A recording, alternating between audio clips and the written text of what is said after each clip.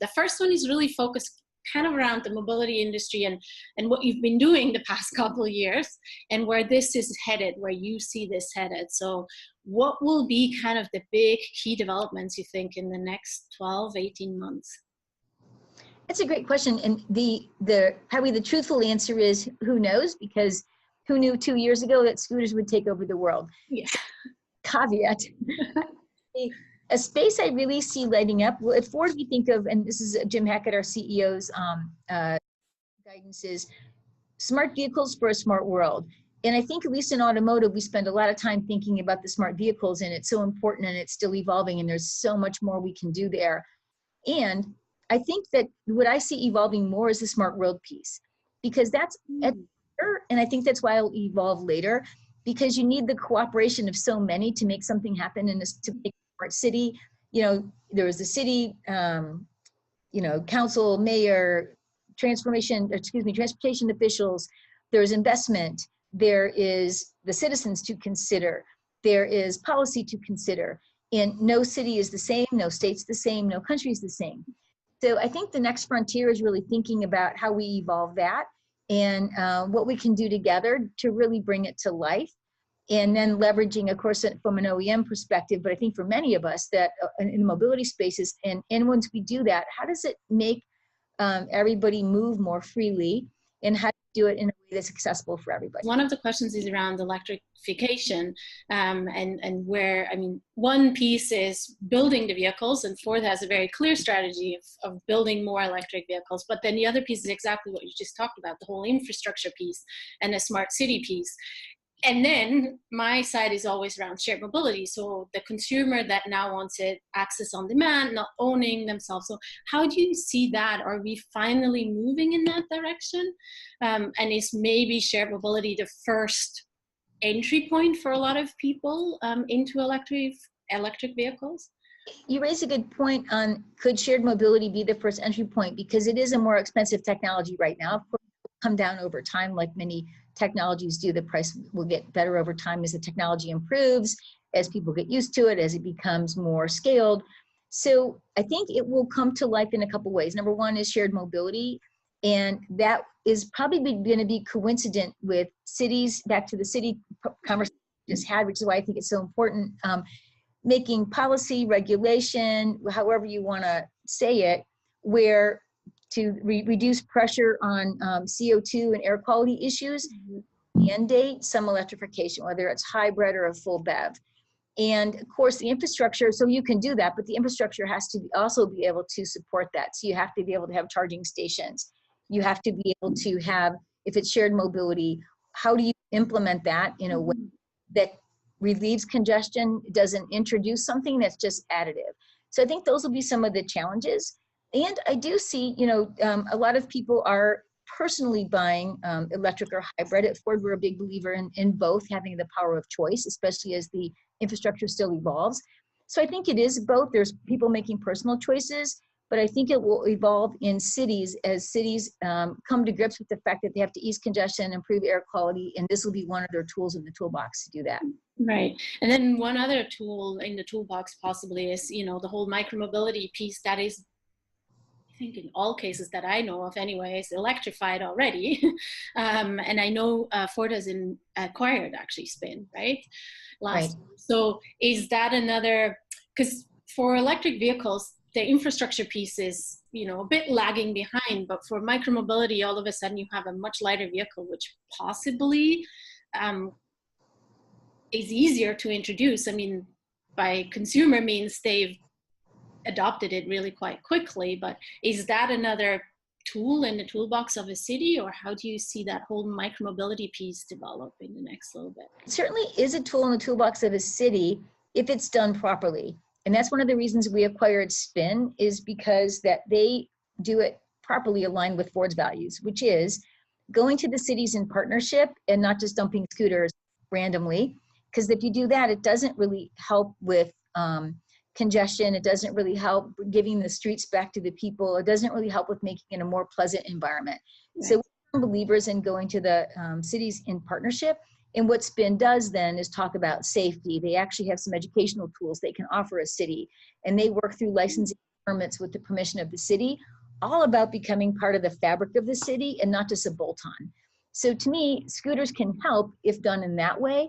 If they're done as a way that's really a bolt-on and not becoming part of the fabric of the city, it probably hurts and doesn't help. So you have to use the tool properly, like any tool, right, for it to be effective.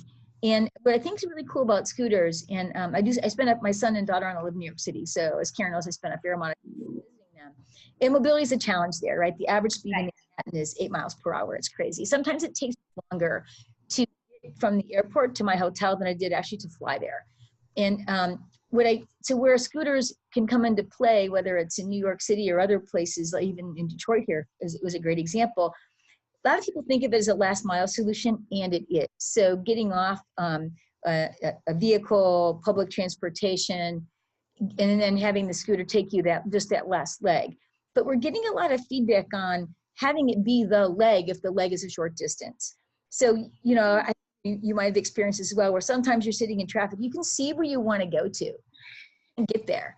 And if you're on a scooter, that problem kind of goes away. So I think it's good for also short distances in congested areas, as well as a last mile solution. Talking a little bit about last mile, another movement, which is in really early stages, is the whole autonomous and these little micro shuttles, like, you know, the Navia Best Mile pilots that are popping up and trying, not everywhere, but in some places. I'm originally from Switzerland, so in Switzerland they're using it a bit of as a last mile loop connector to the train station. What would you say, or what do you think where the potential is of these AV pilot project at current stage, and then maybe later down the road? Probably more than 12 months, but I don't know. I think it's interesting. I think some of it depends on geography. So we have tried some things here in the US, which if the environment is less dense and people have other choices and there's more space available, they might make other choices. So shared mobility is less popular in areas that are less dense, where parking is plentiful, where people enjoy driving, and where it's pretty friction free. And shared mobility or these kind of last mile solutions are more popular in places that are dense, where parking is unavailable or very expensive, and ownership is very expensive or difficult. So I think it is not a one size fits all solution. It really has to do with the characteristics of the city, and then what policies and regulations are in place, and then what the citizens are used to, and what helps it to be friction free, which is totally different from one setting to another. You just talked about there's differences in, you know, regional setups, and Europe is further ahead on the mass development than North America. Do you think we'll catch up, or is mass just not something that North America is ready yet?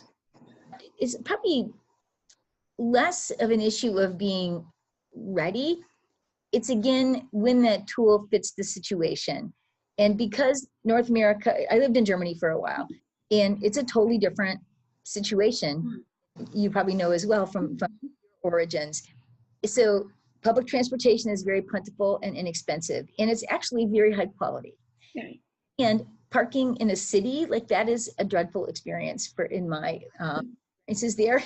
And it can be very expensive, and it is not what I would call friction free. It tends to be somewhat complicated.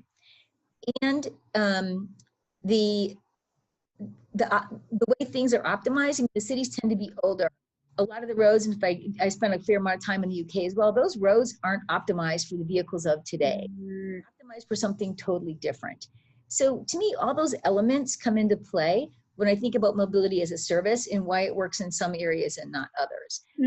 Unless there's something forces people to change, whether it gets really expensive, it gets really inconvenient, it's super painful. If you introduce mobility as a service in an area that doesn't have some of these characteristics, I really don't see it taking off, because there's no reason for people to change from something that's working for them. And you mentioned a few times now friction-free, like if there's a lot of friction around the whole experience, essentially, which that can drive change. Exactly, which seems to be the driver for change. What do you think would it make it more attractive for North Americans? One is if that friction increases in North America as well, and New York and other cities, like, I mean, based in Vancouver, there is a lot of that friction already. But if, let's say, the friction doesn't increase, what are other options of making it attractive? Other options are, number one, if the cities really take a organized or orchestrated approach to how they want to run the city. And some cities are starting to do that. Europe is more progressive here, as you probably know. I think that's one thing that could happen. I mean, we talk a lot about kind of giving the streets back to the people and making it a place that is maybe a little more green and safer to walk, and you can shop and you can, you know, have a cup of coffee. Like if you think about some of our very urban settings right now, that's really not the case, and it's not always the pleasant environment. And if I think about, I'll go back to New York, there could be 3 or 4 lanes, but really only 1 or 2 have cars moving in it. Because on the curbs, there's cars parked that are either parked with no occupants, or they're dropping off a person or picking up a person, or they're moving goods. I mean, the movement of goods causes 1/5 of the world's congestion, and that's growing as people become more affluent and can afford these things, and the services become more and more available. And Amazon has a way, well, we'll be doing it with that, right? So I think that's the other thing that, you know, those kind of signs, as you said, are the friction is there, but then you have to introduce an approach that solves the friction in a way that is less than the friction they're already experiencing. And that takes a lot of planning, it takes investment, it takes time, and it's not something that just happens easily. But those are the things that I think would get the situation to change and move. Right. You just gave me the perfect segue into kind of like the whole innovation and transformation in large organization. You just made a comment that those things just don't happen fast. Like, we have physical infrastructure, there's certain things are just already in place. So now how do you transform something like this? Now this is in your new role at Ford, is kind of passing on this knowledge around transformation and innovation. So what would you say is your number one advice if you work with a city that, you know, has established setup or organization, whether that's public transit or automotive sector, who has kind of a way of thinking about things? What's your number one advice of getting like transformation and change in place and moving forward? What happens sometimes in, you know, living in this big complicated organization as I have for nearly 36 years, you know, we have the same problem here. So I'm not trying to point fingers and say we don't, but what happens in the city is another complicated, you know, organization.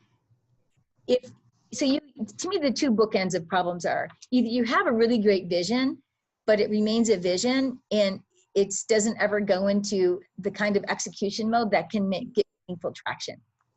Or on the other bookend, we have a lot of execution going on, but maybe more chaotic or ad hoc, and not rolling up to a vision that's moving something along toward realization of that vision. And the trick is to be able to do both. It's to be able to have the vision, being able to know that you might have to tweak your vision over time as you learn, or as the world around you change it, which is also hard to do sometimes. And sometimes people get wedded to their vision and don't realize that the world is changing. And sometimes you have to still be open-minded as you come up with this vision. And then how do you break that down into meaningful pieces to move along the execution still rolls up to the vision, and then keep checking in with that vision to make sure the world around you hasn't changed so much that you need to tweak. And one of the things we think about here is there's the advancement of technology. So let's say your vision is a 10-year vision, 5 to 10-year vision, and it will require advancements in technologies and maturing of technology. And then you have to execute against that and provide meaningful outcomes. So an outcome might be, you know, autonomous vehicle, this is just an example. Autonomous vehicles could ease congestion if done properly, but they're not here today. But we do have some autonomy in our vehicles. And so how do we say, okay, this is the technology we have today, so we could make these changes to at least start moving things along.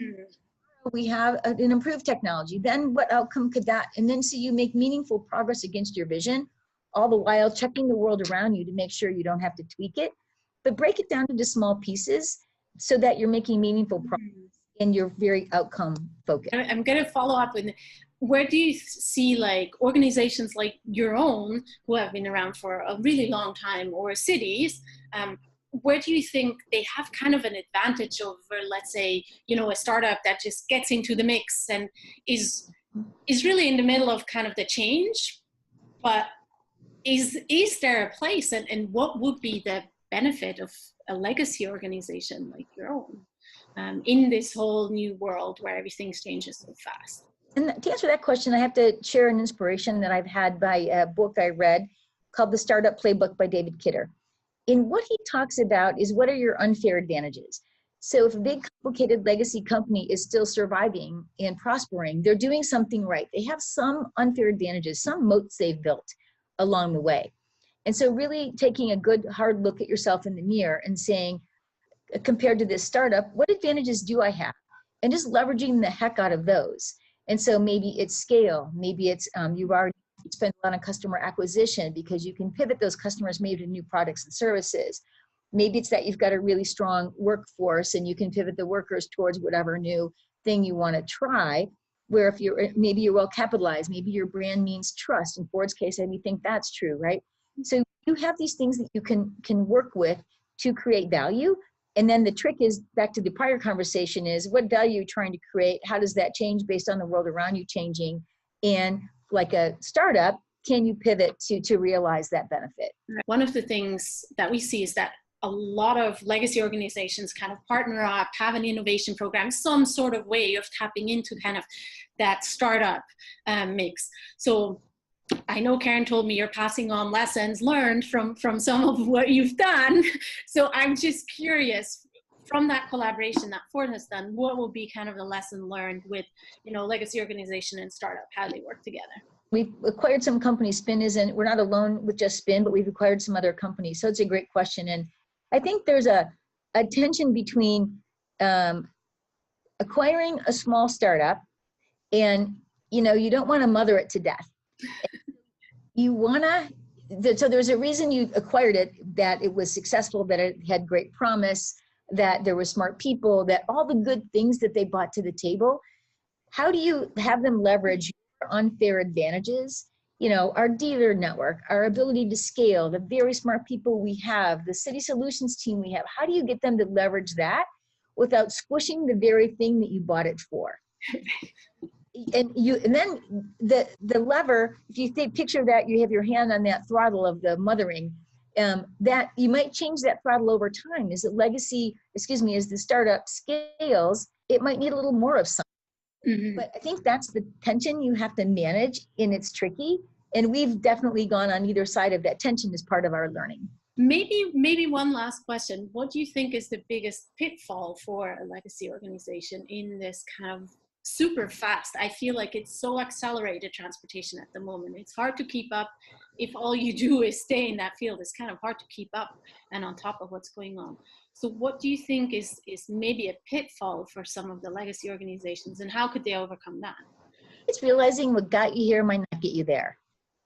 And that's a hard thing, because you have employees like myself that have been around a long time, and we're used to how we got here.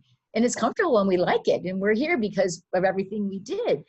But, and change is uncomfortable, and disruption is uncomfortable. And how do you realize that, not lose the good parts, kind of back to the conversation about helping startups without smothering them.